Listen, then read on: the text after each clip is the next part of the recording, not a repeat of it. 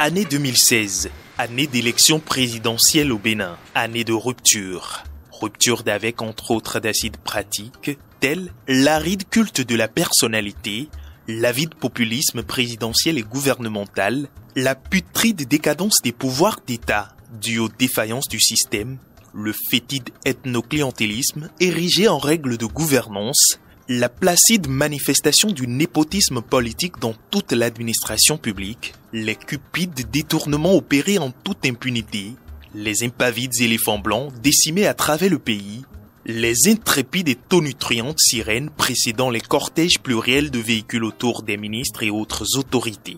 Le Bénin, notre pays, a trouvé son chemin.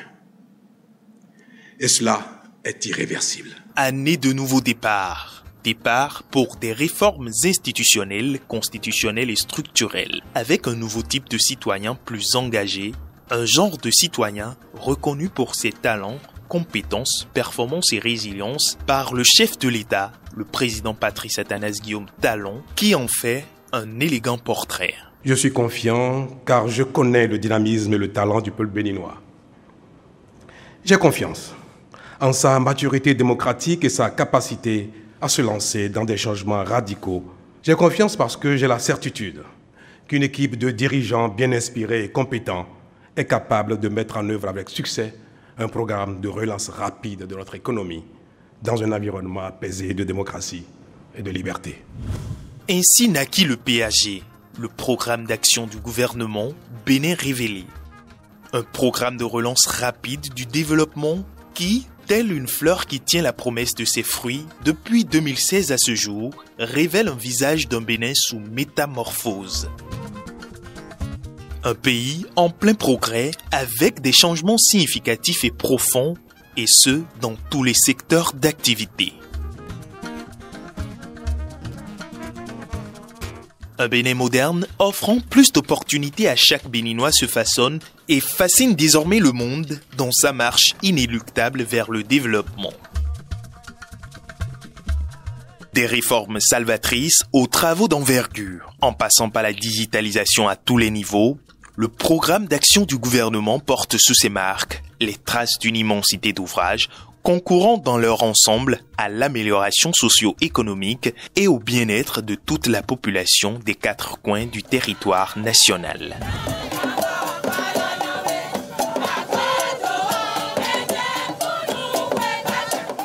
Le Bénin, terre de culture et d'histoire, a placé l'art, la culture et le tourisme au cœur de son développement. La vision sur le secteur tourisme, culture et art ne peut pas être détachée de la vision globale. La vision globale, évidemment, c'est d'abord de rompre avec un certain passé et de pouvoir restaurer et révéler le Bénin aux Béninois et au monde, parce que le Bénin a des potentialités majeures. Et la réponse budgétaire à cette ambition du Bénin, c'est 1250 milliards de francs CFA qui sont consacrés au secteur tourisme, culture et art sur la décennie.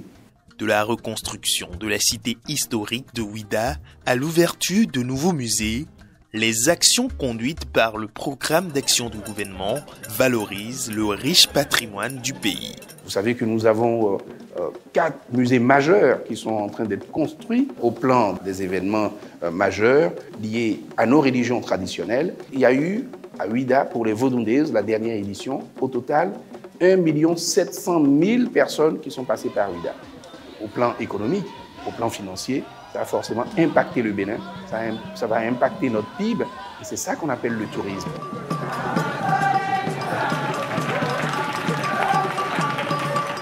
Le Festival des Bals de Porto-Novo, par exemple, a cette vocation de s'inscrire sur la carte touristique du Bénin pour que nous puissions valoriser ce pan important de notre patrimoine immatériel, notre patrimoine culturel, que constituent les masques. Cet événement qui se tient juste au lendemain de la fête nationale, la première édition à Porto-Novo a permis de drainer également un public important et tous les masques présents sur le territoire béninois, les aires culturelles étaient représentés dans le but de générer des ressources.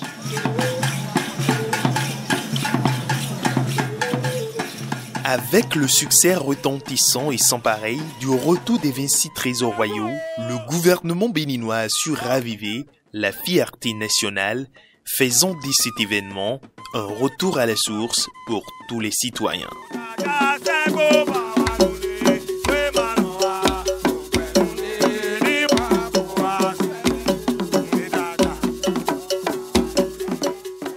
Il y a eu, immédiatement après le retour de ces 26 biens culturels, l'exposition diptyque.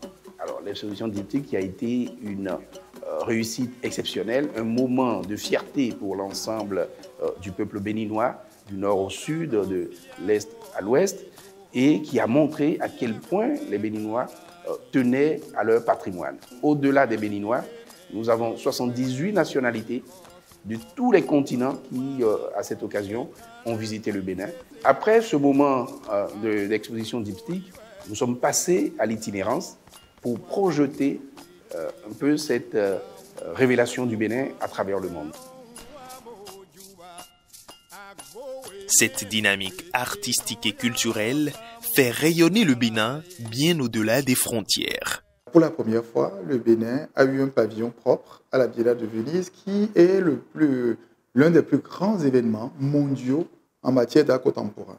Et ça a permis justement de présenter les facettes qui sont celles du Bénin en matière d'art contemporain. Le Bénin était représenté par 4 artistes, 2 femmes et 2 hommes, et également des artistes de la diaspora et ceux qui sont installés au Bénin étaient représentés. Il y avait des artistes émergents, mais également des artistes majeurs. Et le Bénin a été classé par le magazine des Beaux-Arts comme l'un des 7 plus beaux pavillons présents à la Biennale.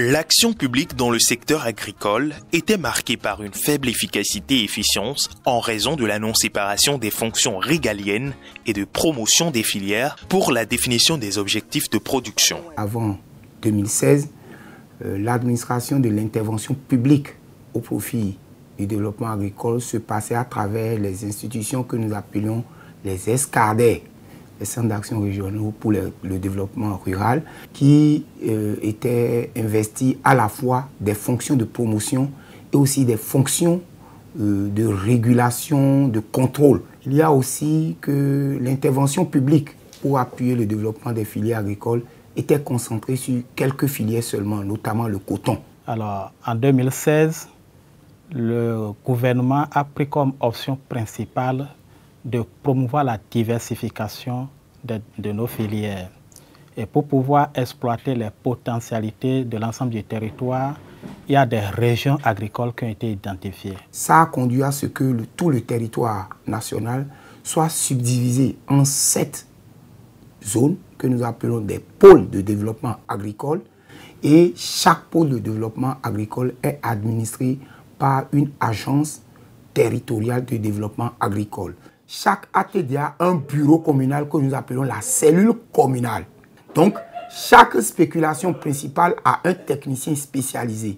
De sorte que, de plus en plus, ils ont un profil plus pointu et peuvent répondre de façon plus efficace aux sollicitations des agriculteurs. On a élaboré des programmes nationaux de développement filière où chaque année, il y a des ressources sur budget national dans nos propres forces qui sont mises à disposition et 86 milliards sur 2019 à 2023. Ainsi, le gouvernement a redynamisé et repensé le financement agricole au Bénin, concrétisé la mécanisation agricole avec l'amélioration de l'accès au marché des produits agricoles.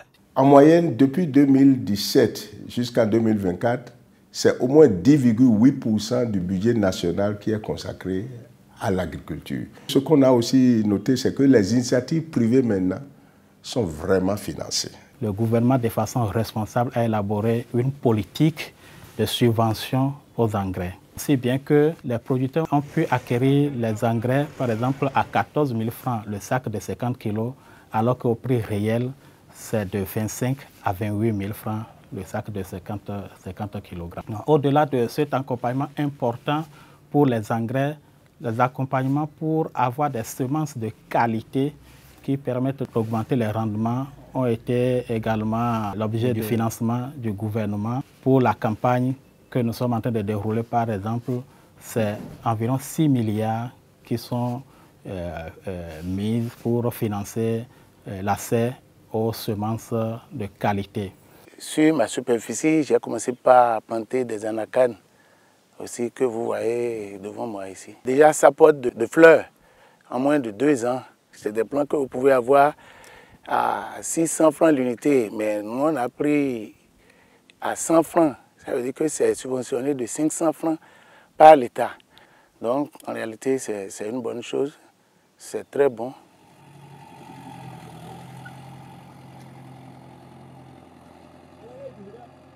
Tous les agriculteurs au Bénin n'ont pas de grande surface.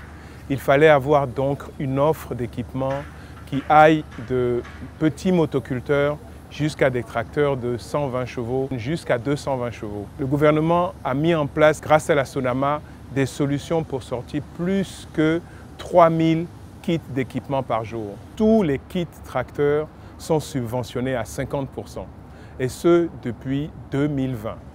Ça veut dire que quand un agriculteur achète son tracteur, la remorque, la charrue, le pulvérisateur, le cultivateur, que ce soit aussi le matériel pour récolter, sa machine lui revient à moitié du prix.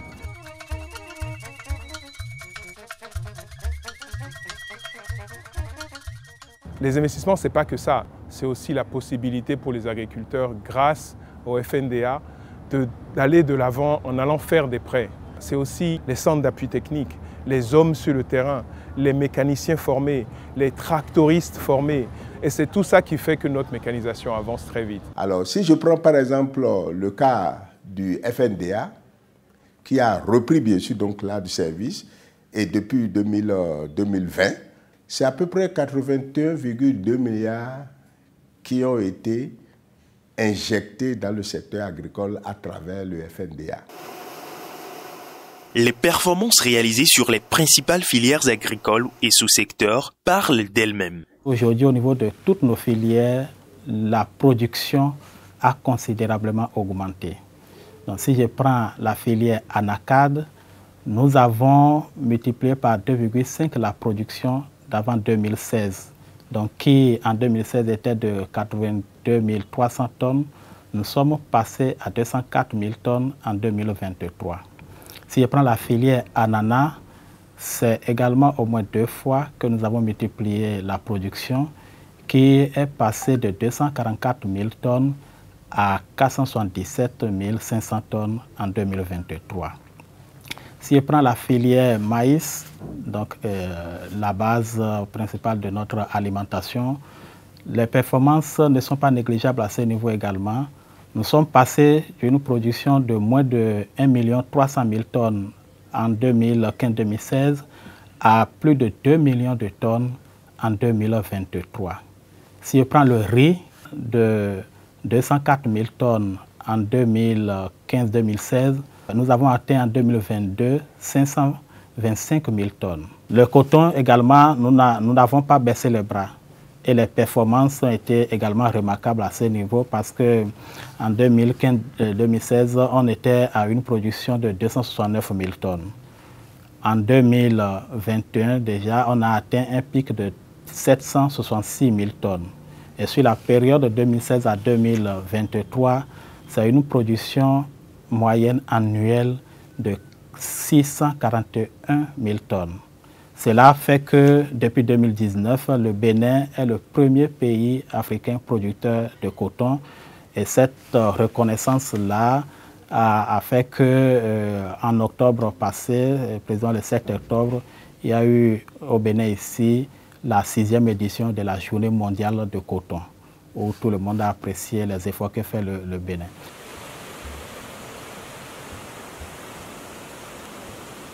Les aménagements hydro-agricoles ont aussi contribué à l'amélioration des rendements et des productions agricoles. Depuis 2016, nous avons eu des actions qui ont permis donc, de passer de 6 200 hectares à près de 25 000, disons, voire 26 000 hectares aujourd'hui, d'aménagement hydro-agricole, toutes catégories confondues. Si vous prenez au niveau du riz, Nous sommes partis des rendements de 1,5, 2,5 tonnes à 4 tonnes pour la maîtrise partielle de l'eau. Et puis pour donc la maîtrise totale de l'eau, nous sommes passés de 4 tonnes à l'hectare pour aller jusqu'à 8 tonnes à l'hectare à des endroits. Il y a des producteurs aujourd'hui à Malanville qui maintiennent ce score de 8 tonnes à l'hectare. En moyenne, ça fait à peu près 6 tonnes de riz paddy à l'hectare. C'est des exploits. Et c'est ça qui fait que nous constatons un peu que la production est excédentaire. Avec les performances en matière d'élevage et de pêche, le gouvernement s'aligne considérablement sur sa volonté d'assurer l'autonomie alimentaire à toute la population béninoise. Le sous-secteur de l'élevage bénéficiait déjà de 2 projets phares, notamment le projet de développement des filières lait, viande et œufs de table, mais également le projet de sédentarisation des troupeaux de ruminants. Ces réformes, notamment au niveau de la gestion de la mobilité, ont commencé par porter leurs fruits. Vous avez la disponibilité des ressources fourragères locales. Vous avez également la réduction drastique des conflits entre agriculteurs et éleveurs. Aujourd'hui également, nous disposons des produits frais de qualité. Nous avions réduit notre dépendance des importations. De 20, nous sommes passés à près de 50%.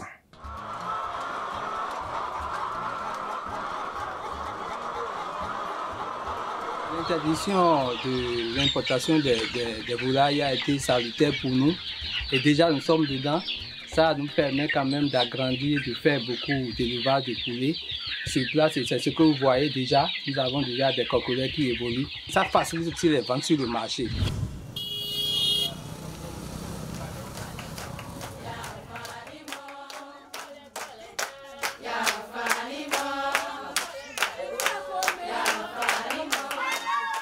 Dans le secteur de la santé, l'une des réformes majeures est la nouvelle politique nationale de santé communautaire au Bénin.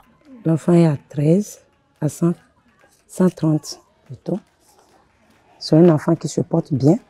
Instaurée en 2020, elle assure les soins et services de santé communautaire intégrés préventifs, promotionnels et curatifs aux ménages en République du Bénin. La nouvelle politique, elle est très innovante parce que comporte 3 aspects essentiels qui n'étaient pas suffisamment pris en compte par les politiques antérieures. Le premier aspect est la co-construction. C'est une politique qui implique réellement la communauté.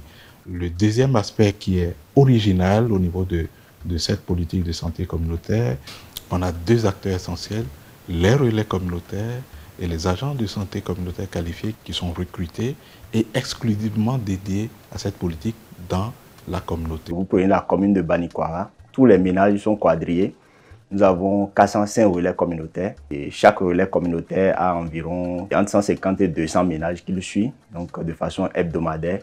En parlant des ASCQ, nous en disposons 10 à raison de 1 par arrondissement. Quand on va dans une ménage où il y a une femme enceinte, on la sensibilise sur le bien fondé d'aller à la consultation prénatale.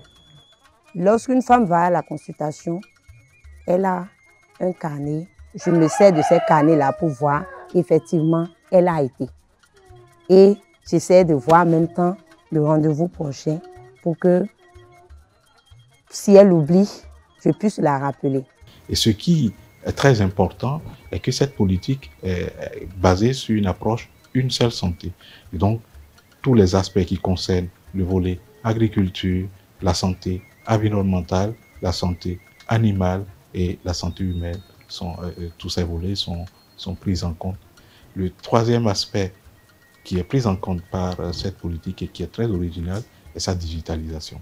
Les politiques antérieures n'étaient pas digitalisées. Aujourd'hui, les données qui sont collectées dans la communauté par les agents de santé communautaire qualifiés, les relais communautaires, remontent systématiquement dans une plateforme qui puisse permettre à ce que le décideur puisse le voir, savoir ce qui se passe dans la communauté et prendre rapidement les décisions qui s'imposent.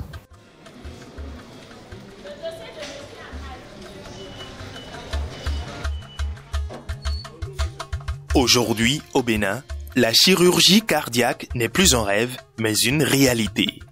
Opérer un Béninois à l'extérieur, le coût qu'on y consacre peut permettre d'opérer 2 ou 3 localement.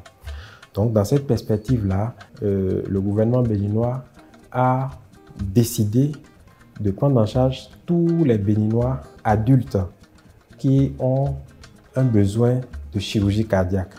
Ceci de façon gratuite. Et donc, depuis 2021, tout Béninois, où qu'il soit, qui a une maladie du cœur et qui nécessite une chirurgie, est identifié par nous, évalué par nous et pris en charge sans aucun franc.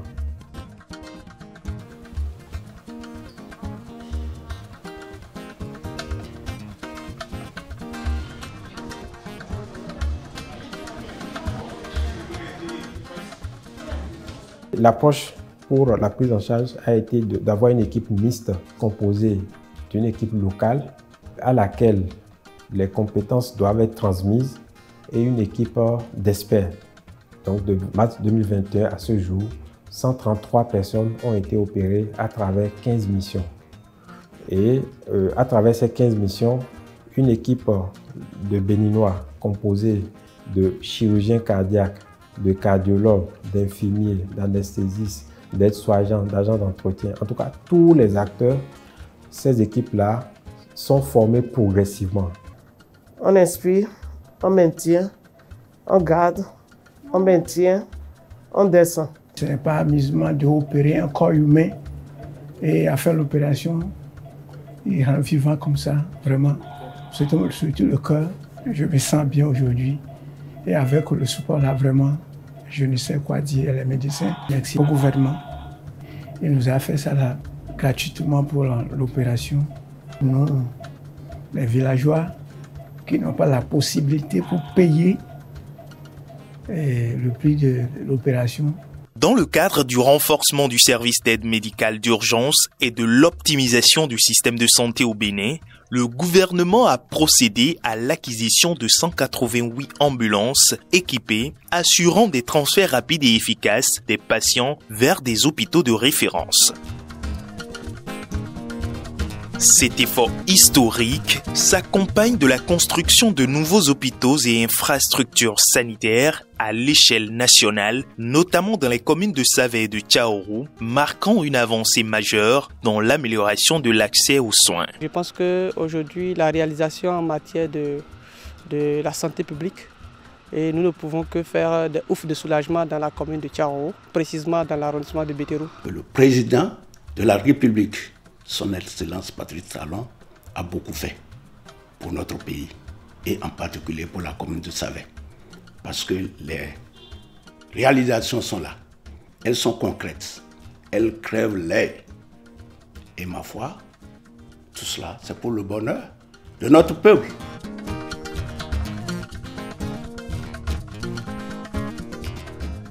Pour réduire les risques et complications liées aux évacuations sanitaires, le Bénin s'est doté d'un hôpital prestigieux avec des pôles de services modernes de type nouveau. Le CHIC, c'est aujourd'hui le plus grand hôpital que nous avons au Bénin, construit sur 16 hectares, qui compte 436 lits. On y trouve 18 spécialités et sur les 18 spécialités, on les a réparties en 9 pôles. Donc c'est cet hôpital qui est construit dans le but de réduire les évacuations sanitaires, principalement, d'étoffer le plateau technique, je vais dire le plateau d'offres de soins et de services de santé, et qui vise en troisième lieu à réduire les inégalités, les inéquités en termes d'accessibilité aux soins de santé de haute spécialité.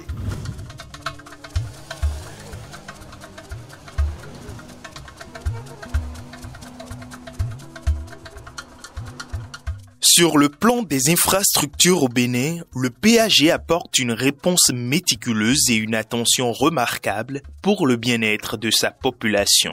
Les chantiers de construction ou de réhabilitation d'une multitude d'axes routiers sur l'ensemble du territoire national ont abouti à un résultat éloquent et facilitent la bonne circulation des biens et des personnes.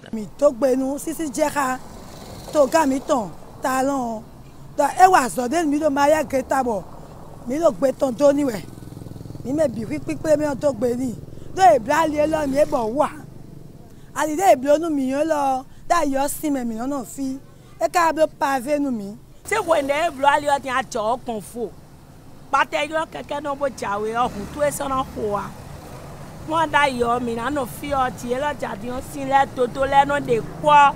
O mi no do gbe ti atiyan. Les investissements colossaux consentis par le gouvernement béninois ont permis d'avoir un aéroport moderne, des infrastructures portuaires capables de rivaliser avec les standards internationaux et des dizaines de marchés modernes dans les villes commerçantes du pays. Baba mettons là, nous acho, nous comptons nous acho gandi ne me nous comptons mayo acho a, e me doka. Quand on a acho le me do ahile ko mo ahile ko ton de kon pede. Do bonu atekupa. Programme mettons si j'ai monsieur Talon. Vraiment et vivre meta ou azon e wa de ahile sin côté yo. Ni do ko ton ni. Onu yen mo do ahile sin côté yo. Ahile jacho tam.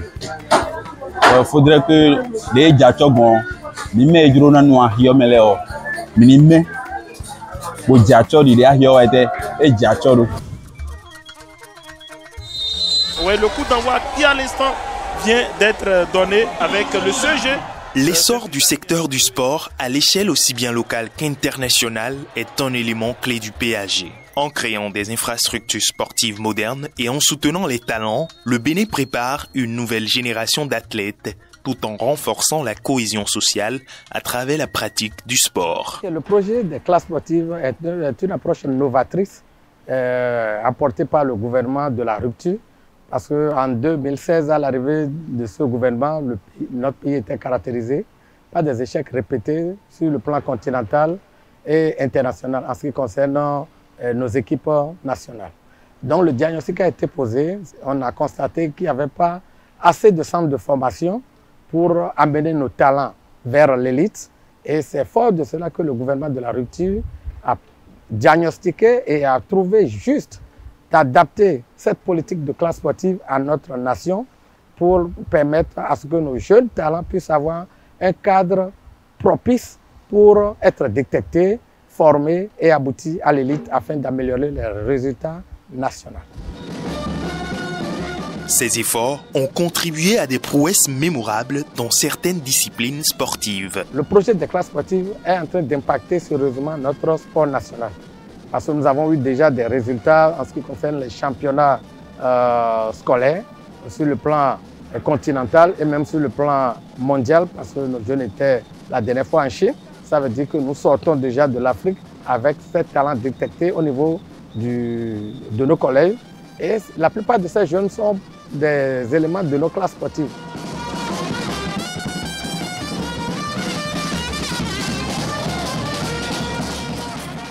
Le premier match, on a fait 1-0 contre la Côte d'Ivoire. Le second match, on a fait 4-0 contre le Togo. Le troisième match, 7-0 contre le Niger. La finale, on a fait 1-1.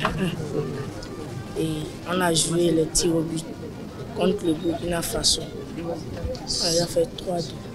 Le sport, la santé, le sport, la santé. En dehors des classes sportives, le gouvernement développe, à travers le ministère des Sports et le ministère de l'Enseignement maternel et primaire, le projet Synergie basé sur les plus petits. J'ai fait le saut, la course, le lancer de balle. Je suis content d'être venu ici. C'est un projet novateur, reproductible, fondé sur le développement psychomoteur, social et affectif des élèves, des enfants de 0 à 10 ans. Et ce projet va introduire un nouveau paradigme, c'est-à-dire un changement au niveau de la politique nationale éducative et sportive. La mise en œuvre de la pratique à travers la construction des infrastructures va permettre de détecter des talents précoces et de les orienter après les classes sportives. Nous sommes passés à au moins 2 classes sportives par commune. Au départ, c'était une classe, mais nous sommes déjà à la phase d'extension. D'ici quelques années, nous allons constater un véritable changement au niveau d'abord du nombre de pratiquants et au niveau de la qualité des jeunes talents que nous aurons.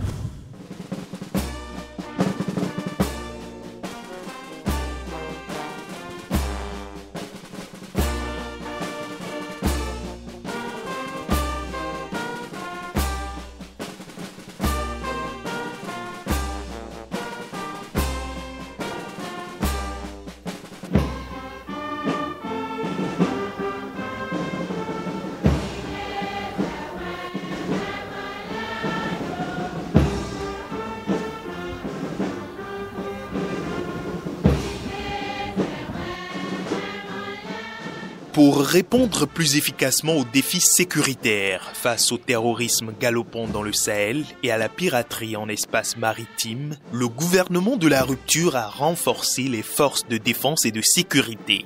Des recrutements massifs, l'acquisition d'équipements de pointe, le renforcement des capacités des forces armées et des réformes pertinentes ont rythmé l'action gouvernementale. Le gouvernement prenait la mesure de ces situations, de ces défis sécuritaires, a décidé de dimensionner les effectifs militaires pour permettre aux forces de défense de faire face efficacement à ces défis.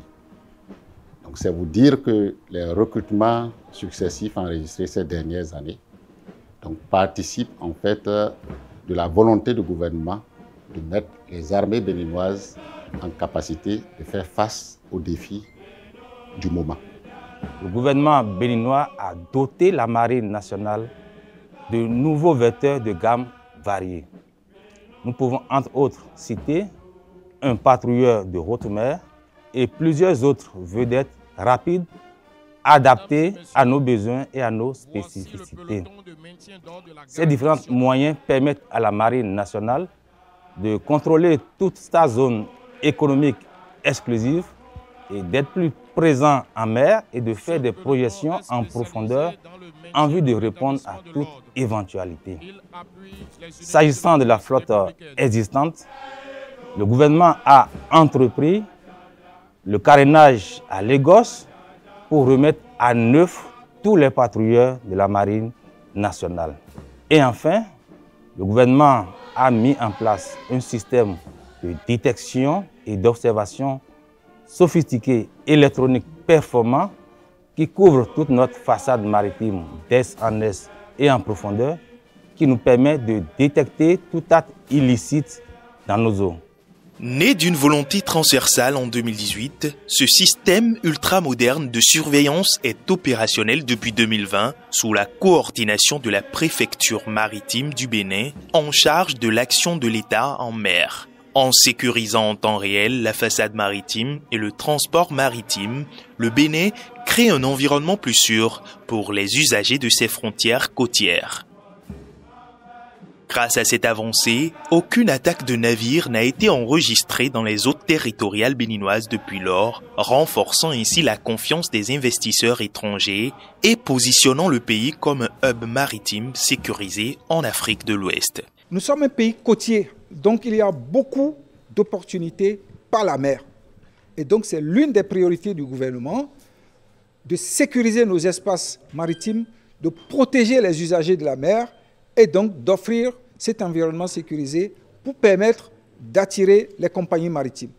Par le passé, nous avons eu des bribes d'équipement, mais aujourd'hui, le gouvernement s'est résolument tourné vers l'acquisition d'équipements qui lui permettent de régler ces problèmes de sécurité en bonne et conscience à partir de nos besoins. Et nous avons identifié nous-mêmes les équipements qu'il nous faut pour pouvoir atteindre les objectifs fixés par le gouvernement en matière de sécurité maritime.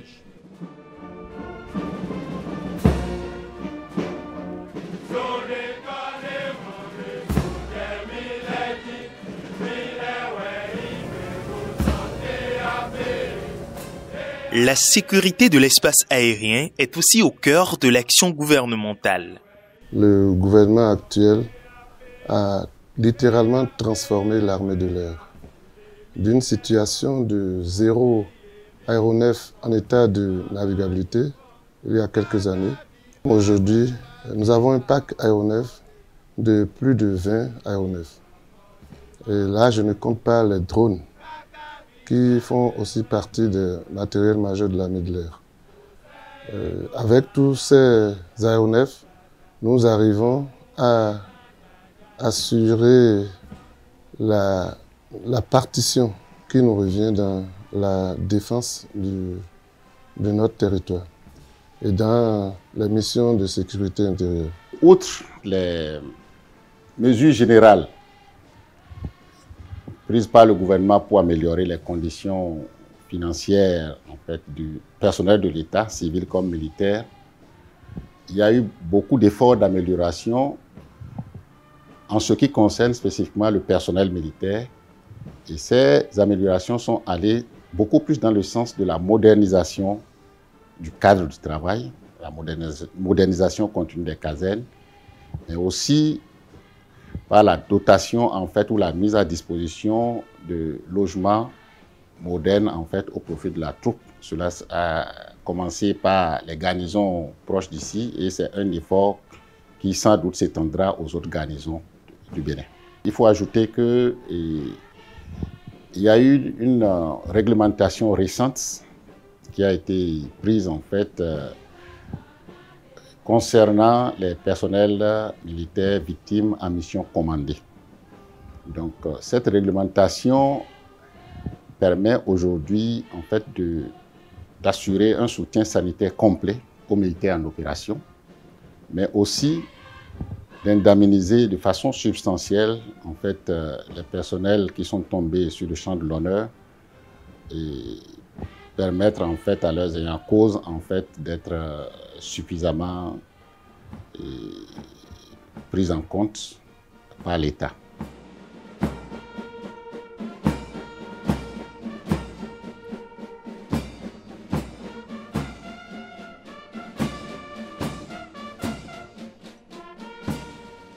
Avec l'avènement du régime de la rupture, il est à noter une baisse de taux d'insécurité et de cybercriminalité. Grâce au renforcement du dispositif sécuritaire et des réformes au sein de la police républicaine, la quiétude et la sécurité des biens et des personnes sont de plus en plus renforcées. Avant, quand les civils voient les tenues treillis, ils fuient. Mais aujourd'hui, pour travailler, ils sont la main dans la main. Entre-temps, il y a des voleurs qui sont rentrés dans ma maison pour voler. En même temps, quand j'ai pris mon portable, je les ai appelés. Vraiment, ils sont au top. Et ils font des patrouilles chaque nuit. C'est à cause de cela que dans notre quartier, maintenant, on est un peu en l'aise, on dort tranquillement, on sort la nuit. Bon, il n'y a pas de problème. Partout où on est, il n'y a pas la sécurité, on ne peut rien faire. C'est vraiment très très bien ce qui se passe aujourd'hui. Nous remercions vraiment la police pour tout ce qu'elle fait pour nous.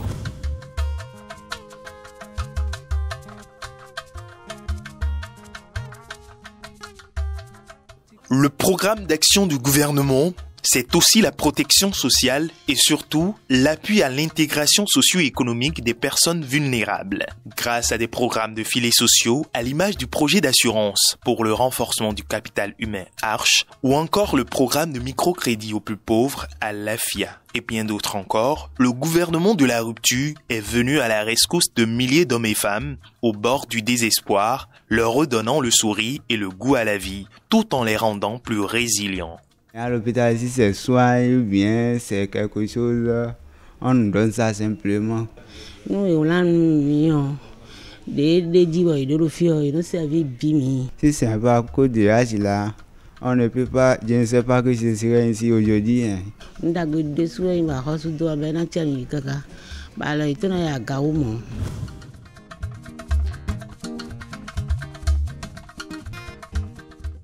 Sur le plan de la diplomatie, le Bénin a solidifié et dynamisé ses rapports avec les pays de la sous-région et entretient des coopérations bilatérales et multilatérales avec plusieurs pays du monde pour favoriser les investissements fructueux et des appuis techniques dans divers secteurs de développement.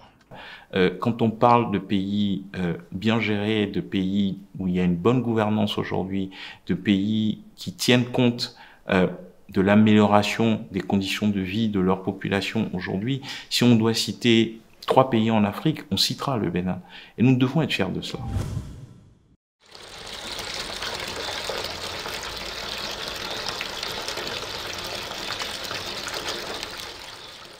L'accès à l'eau potable pour tous les Béninois est aussi l'une des priorités fondamentales du PAG. Grâce à de nombreux programmes, le Bénin est passé en milieu rural d'un taux de couverture de 42% à 69% à la fin de l'année 2020. Dans les zones urbaines, la disponibilité de l'eau potable est passée de 55% en 2016 à environ 74%, garantissant un accès fiable et sécurisé à cette ressource vitale, y compris dans les régions enclavées, tout en transformant le quotidien des milliers de familles. Aujourd'hui, 7 Béninois sur 10 bénéficient d'une eau de qualité. Depuis 2016, on a senti vraiment un changement au niveau de l'eau. Parce qu'en son temps, on a des problèmes pour pouvoir trouver l'eau dans nos foyers. Le gouvernement a assez fait par rapport à l'eau. Depuis 1 an, 2 ans maintenant qu'on nous a fait un château, nous sommes gâtés. On trouve de l'eau paisiblement. Il n'y a plus de manque d'eau. Et nous bénissons le Seigneur. Et on remercie beaucoup le gouvernement de M. Talon. L'eau est claire et nous buvons ça avec vraiment l'amour même. Nous sommes super émerveillés par ce qu'on a actuellement. La qualité de l'eau, super. On ne peut que remercier le gouvernement actuel pour ce qu'il nous a fait. Le Bénin déploie des efforts importants pour garantir un accès fiable à l'électricité pour ses populations. Grâce à l'extension de la capacité électrique, la construction de nouvelles centrales et le développement des énergies renouvelables, de nombreuses régions bénéficient désormais d'une fourniture constante d'électricité. Le taux d'autosuffisance énergétique a progressé, passant de 59,40% en 2016 à 60,37% en 2021, une amélioration qui se poursuit chaque jour. Ces avancées contribuent à alléger les difficultés des populations, à améliorer la qualité de vie et à soutenir le développement économique du pays. Préserver l'environnement tout en améliorant le cadre de vie des populations, telle est la double ambition du Bénin à travers le PAG. De la modernisation des systèmes de gestion des déchets à l'aménagement des routes et d'espaces publics, le Bénin se donne les moyens de faire de ces villes des espaces de vie plus agréables et durables.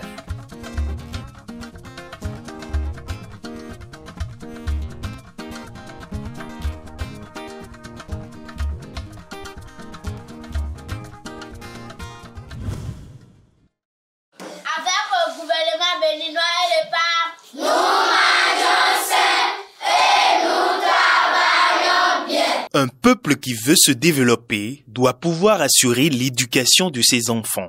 Pour ce faire, dans la mise en œuvre du PAG, des réformes structurantes ont permis la rénovation des infrastructures scolaires, la réorganisation de l'enseignement technique et professionnel par exemple, et la mise en place de programmes innovants comme celui de l'alimentation scolaire dans les écoles primaires publiques.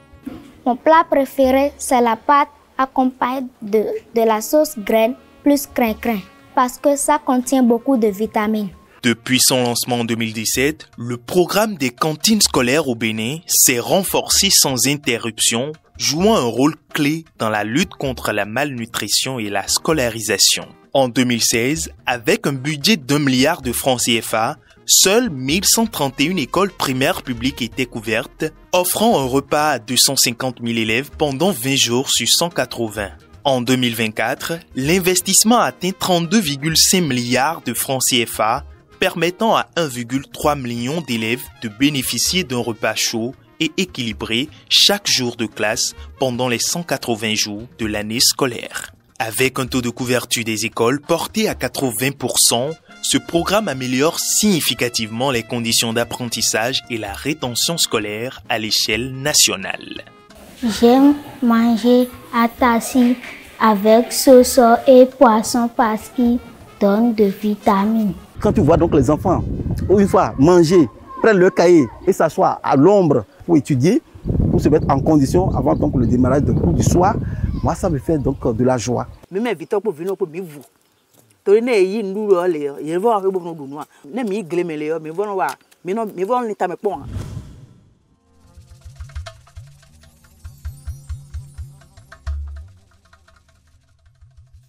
Avec l'opérationnalisation de la GDIZ, le Bénin a révolutionné son industrie et promeut la mise en valeur de la production locale. Cette nouvelle dynamique est créatrice d'emplois, surtout pour les jeunes et les femmes. J'ai eu l'information d'Azoli à travers la radio Mono La Voix de l'Okosa, et il disait d'aller nous faire inscrire dans les antennes de l'ANPE ou dans les mairies. Donc je suis allé à la mairie à Thiémé pour faire l'inscription. De là, ils m'ont appelé ici, je suis venu à GDIZ, j'ai fait l'entretien et ils m'ont retenu. Et j'ai fait 6 mois de stage. Maintenant, j'ai un emploi. Je pense que Azoli, c'est l'avenir. Je me suis retrouvé ici grâce au programme social du gouvernement, PSE. C'est un programme qui permet aux jeunes de vite se retrouver sur le marché de l'emploi et aussi d'acquérir assez d'expérience professionnelle. Je remercie beaucoup le gouvernement béninois pour cette opportunité qu'il nous accorde parce que non seulement nous sommes là pour gagner de l'expérience, mais en plus de ça, nous recevons un salaire. Les programmes d'insertion des jeunes sur le marché de l'emploi, sous l'étendard du Bénin révélé, contribuent de toute évidence à la réduction du taux de chômage, donnant les moyens aux jeunes d'assurer leur avenir professionnel. Chaque année, à travers nos différents programmes, et nous en avons beaucoup, nous avons des programmes d'accompagnement à l'emploi salarié, nous avons des programmes d'accompagnement à l'emploi indépendant, nous avons le programme spécial d'insertion dans l'emploi, nous avons le programme d'inclusion des jeunes, nous avons le programme d'appui aux enseignants, nous avons des programmes de reconversion des jeunes vers des métiers porteurs. L'ensemble de tous ces programmes, y compris les différents salons que nous organisons, nous permettent de toucher en moyenne au moins 100 000 jeunes par an pour les aider et les accompagner dans leur insertion professionnelle. On rentre dans une entreprise, on n'en sort plus. Ou quand on en sort, on a la capacité de se repositionner dans une autre entreprise. Ou alors de pouvoir soi-même se lancer dans une affaire. C'est par ce biais que nous travaillons aujourd'hui, ce qui est un changement radical par rapport à avant, où nous privilégions davantage les stages.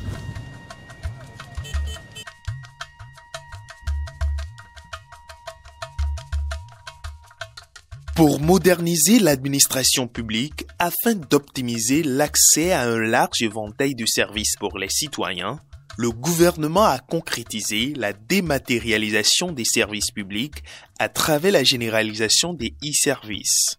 Il y a des centres communaux de services publics qui sont mis en place aujourd'hui. Au niveau de ces centres communaux, vous pouvez payer une facture d'eau en ligne. Vous pouvez tirer votre fiche de paye. Vous pouvez tirer également les actes de carrière, les fiches de pension. Il y a une multitude de services qui est mise en ligne et qui sont disponibles sur le portail national des services publics. Je suis venu pour faire la demande d'un acte, précisément de mon certificat d'identification personnelle. Je suis servi en un clin d'œil. C'est ça qui m'a tellement réjoui. Ça n'a rien coûté pour moi. Et le centre est très proche de nous et ça nous a réduit aussi les dépenses et le temps aussi. Je suis venu au centre communal de services publics, installé à la mairie de l'Okosa ce matin pour venir payer ma facture de solaire. Je viens de payer ma facture, vraiment, c'est très bien passé. Très content. Dans la fonction publique, aujourd'hui au Bénin, la digitalisation est au cœur de toutes les actions et réformes, qu'il s'agisse de l'organisation des concours de recrutement ou autres procédures, participant ainsi à la célérité de l'administration, à la transparence et à la bonne gouvernance. Ce qui caractérise l'organisation des concours de recrutement de la fonction publique depuis l'avènement du président Patrice Talon en 2016, c'est la transparence et l'égalité des chances à tous les citoyens béninois. Dans le passé, la durée moyenne entre la phase de la composition et la proclamation des résultats était de 6 mois environ. Aujourd'hui, elle est de 2 semaines. Les efforts du gouvernement se sont traduits aussi par l'apurement des arriérés de salaire, la revalorisation du point indiciaire et des salaires avec l'augmentation du SMIC et la défiscalisation des faibles salaires. En 2024, 164 milliards de dettes ont été apurées sur les 180. Il y a eu l'augmentation d'abord du SMIC, salaire interprofessionnel minimum garanti, qui est passé de 40 000 à 52 000.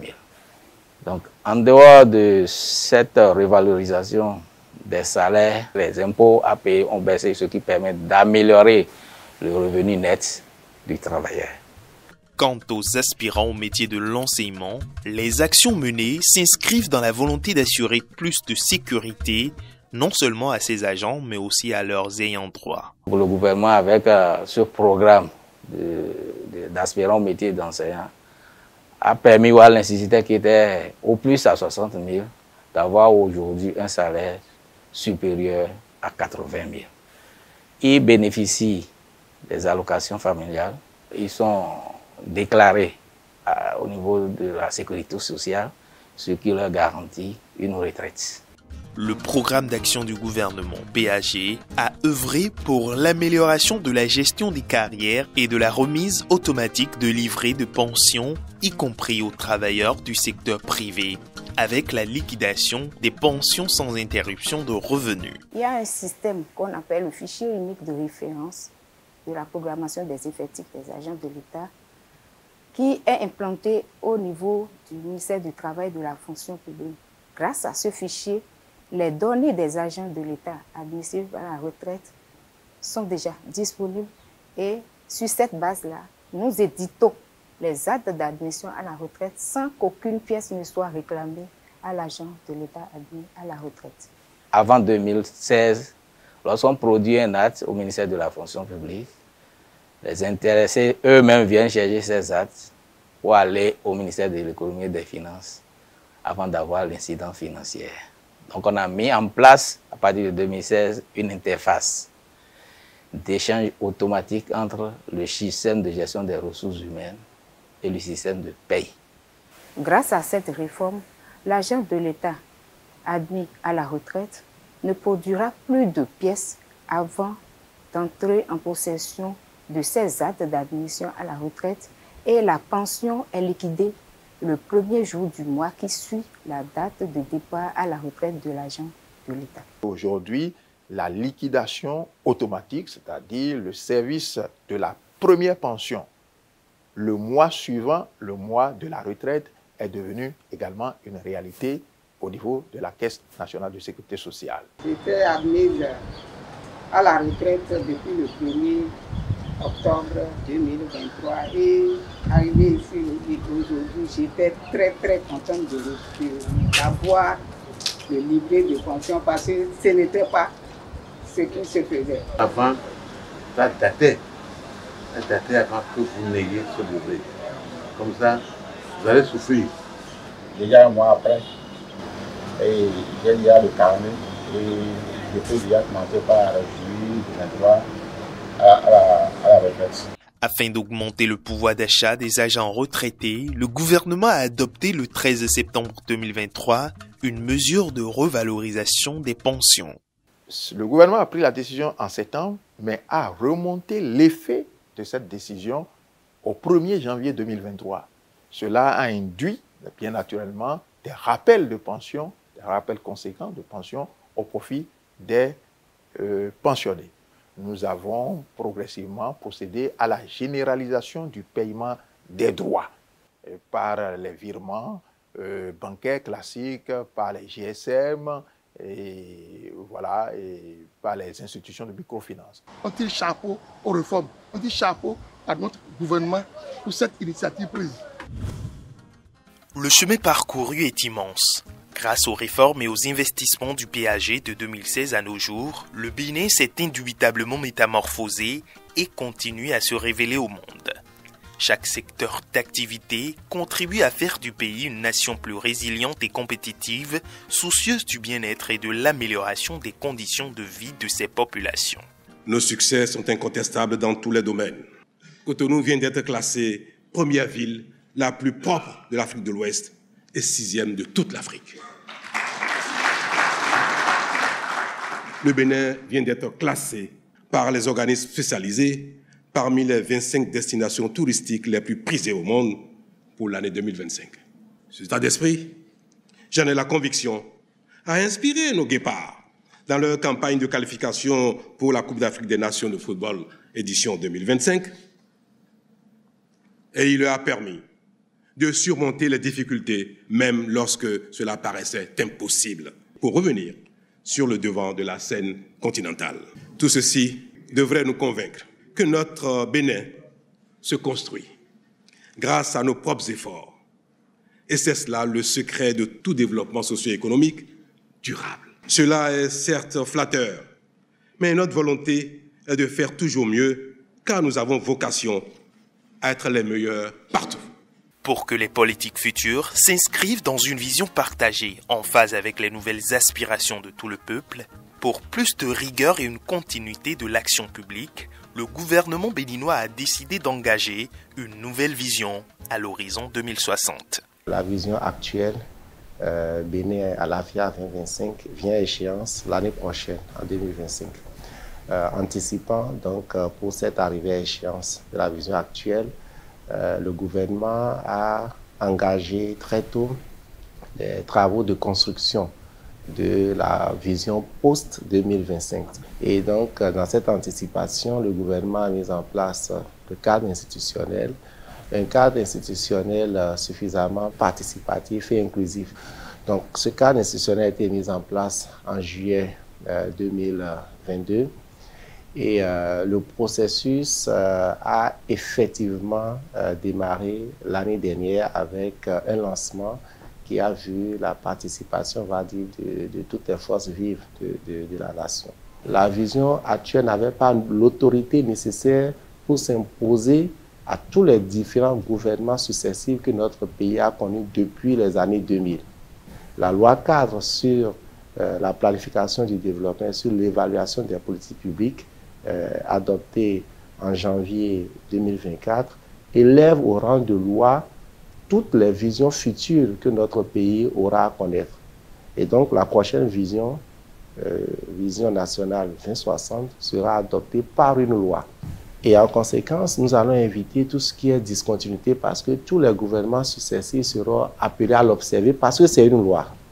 Et donc nous n'aurons plus de saut dans l'action publique, nous n'aurons plus de laxisme dans la gestion ou dans la gestion du processus de développement puisque la loi fait des prescriptions en ce qui concerne les outils et les instruments nécessaires pour conduire le processus de développement.